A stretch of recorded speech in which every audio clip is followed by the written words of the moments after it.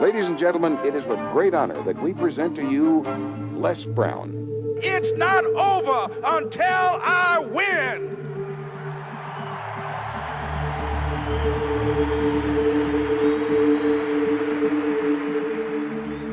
Repeat after me, please. It's possible. I can live my dream. It's necessary. I work on myself. Surround myself with winners. Become creative. It's me. I've got to make it happen. It's not over until I win.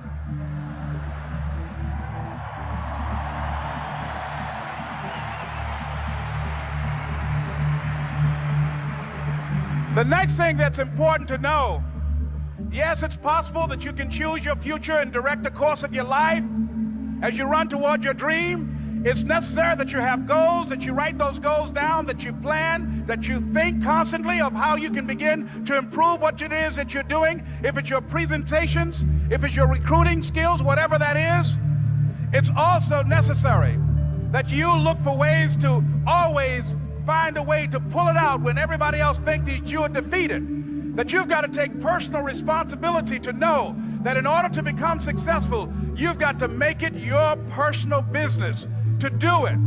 But the next thing, ladies and gentlemen, I want to share with you that some of you already know that it's hard. It's not easy. It's hard changing your life. It was hard when just over 3 years ago, in the Penobscot building in Detroit, Michigan, where I was operating my business, and I fell on some hard times, and I was sleeping in my office. It was hard coming into the lobby, and the security said, "Excuse me, Mr. Brown, can we see you for a moment?" And I said, "Yes," and I walked up to the counter, and he gave me an envelope, and he said, "Would you mind reading it here?" And I opened the envelope, and the envelope was from management that said, "This is an office tower. It's not a hotel. Please do not sleep in your office." And I said, "Excuse me, sir." I said, "I just worked long hours in creating my business. I'm an entrepreneur. And right now things are bad for me, but they're not going to be this way always.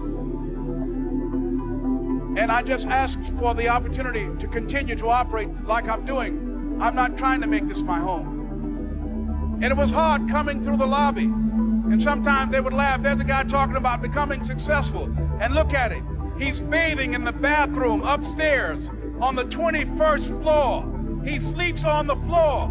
Him and 2 other dreamers up there.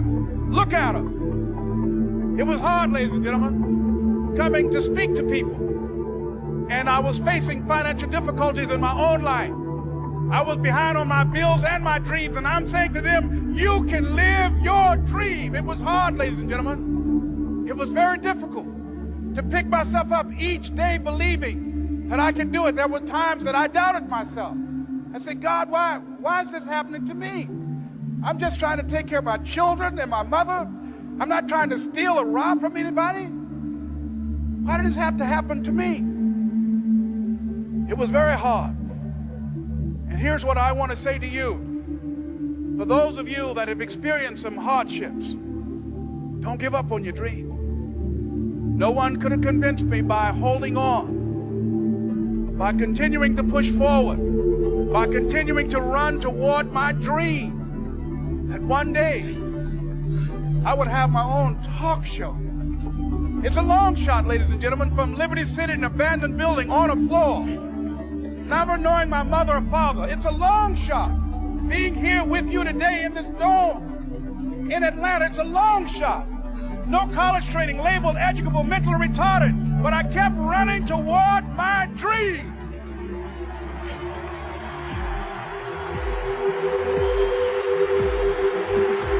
Don't stop.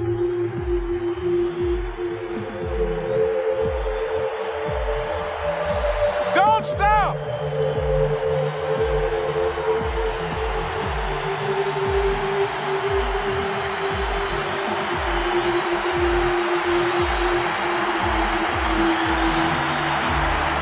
Don't stop running toward your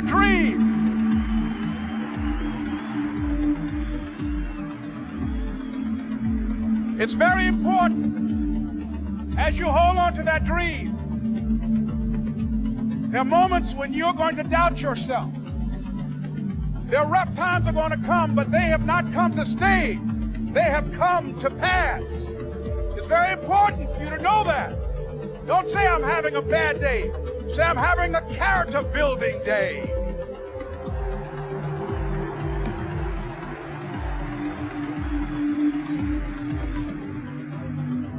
It's very important for you to believe that you are the one to make this happen. I remember this high school teacher, Mr. Leroy Washington, at the end of school one June, it was just a few days before we were supposed to leave, and I just got my report card, and it indicated that I'd failed history, and I'd failed English, and I would have to go to summer school. And I was feeling within myself that I was a failure, that I'm slower than most people in getting paperwork, and I was feeling down on myself and very negative.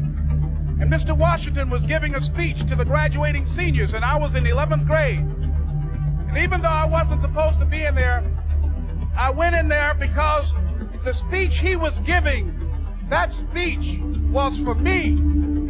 And as he talked, my heart began to beat fast. Tears began to run down my eyes, and I was in the back just listening to him, because he said, and he was a very dramatic man. I still talk to him to this day. He said, as graduating seniors of Booker T. Washington High School, I want you to know that you're blessed and highly favored, and that as you go toward the future, begin to know that you have greatness within you.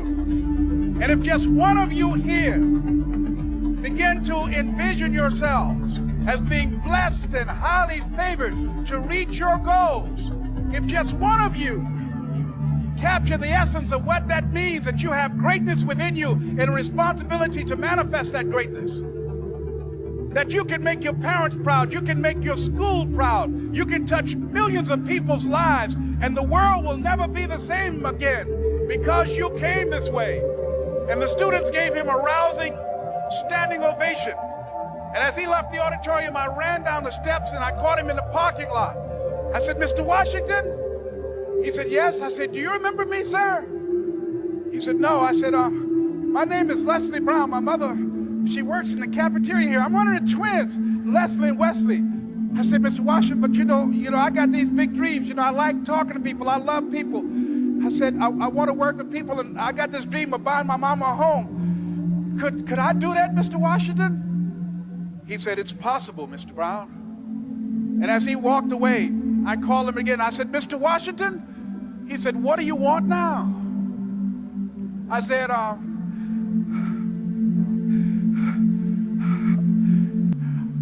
the one, sir. I said, I'm the one. You remember me, sir. I'm Miss Mamie Brown's boy. I'm the one.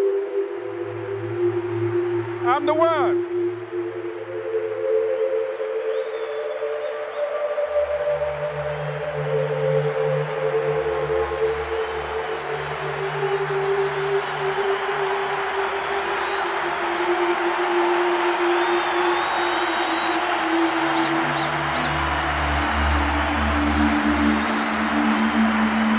And you must feel that's why you're here, because you are the one. And I remember when PBS first played one of my specials called You Deserve, one Sunday afternoon in Miami, Florida. I had some friends call him to tell him to tune in. And he watched the program. He called me in Detroit, and I answered the phone. I said, hello. He said, may I speak to Les Brown, please? I said, who's calling? He said, you know who this is. I said, oh, Mr. Washington, it's you. He said, you were the one, weren't you? I said, yes, sir. He said, and you were so crazy. I said, I know, but I'm rich now.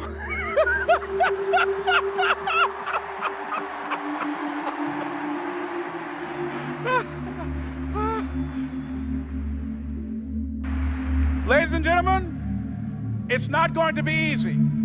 It was hard laying on the floor of the Penobscot building, looking out of the window, daydreaming, saying, Les, can you do this?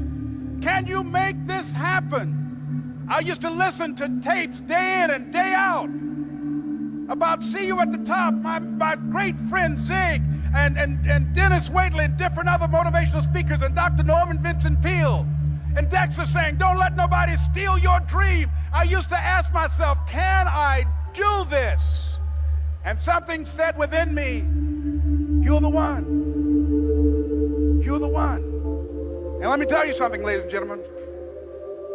While you're here, and before you go back home to your respective cities and communities, write down at least 5 reasons on why you deserve your dream, on why you won't give up, what's going to make you unstoppable, why you must be unreasonable, because logical, practical thinking says you can't do it today. But if you want to produce unreasonable results in your life, like living your dream and taking charge of your destiny, you've got to be an unreasonable person. You've got to be an uncommon person. So write down the reasons of why you're here. My first major goal was to buy my mother a home. And let me tell you something, ladies and gentlemen. What will reasons do, Les? Nietzsche said, if you know the why for doing, you can endure almost anyhow. What do you mean by that? If you know why you're doing something, when the hard times come, and they're going to come, when the disappointments and the rejections come, and they're going to come by the truckloads, your reasons will be your rod and staff to comfort you, to pick you up. Once again, I got a saying on one of my tapes, if life knocks you down, try and land on your back, because if you can look up, you can get up. Let your reasons get you back up.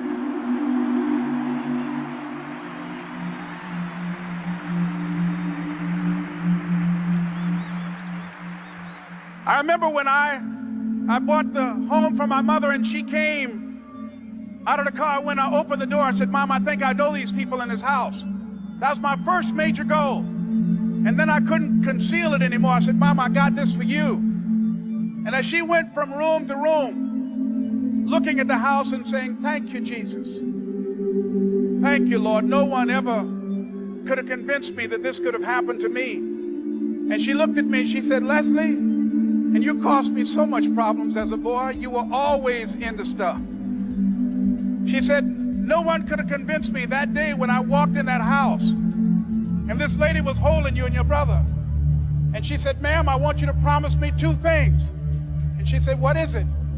She says, 1, promise me that you won't separate them. She said, I want them raised together. I want them to know each other. I got pregnant while my husband was away in the war, and I can't keep them. Promise me that you won't separate them. She said, I promise I won't. I've never had children. I promise I won't separate them. And she said, promise me that you'll never tell them about who I am, because if my husband ever found out, he would kill me. She said, I promise.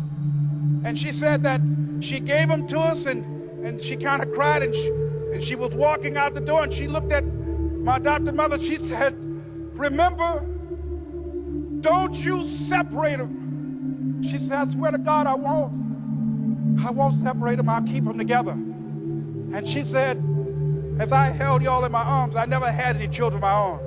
I didn't know how I was going to do it, but I knew with the help of God, I will do it. And ladies and gentlemen, my mother had a dream of having children and raising us. She didn't know how she was going to do it. You're going to be just like that. And some of you are already there. Well, you don't know how you're going to make this happen, but you just feel within yourself some way, somehow, with the help of God, I'm going to make it happen. Repeat after me, please. No matter how bad it is or how bad it gets, I'm going to make it. I'm going to make it.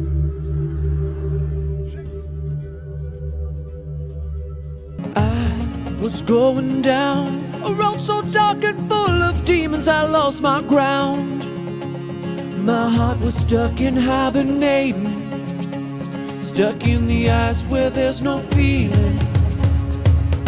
You shine on, you shine on, you shine on me. Your summer love thawed me out.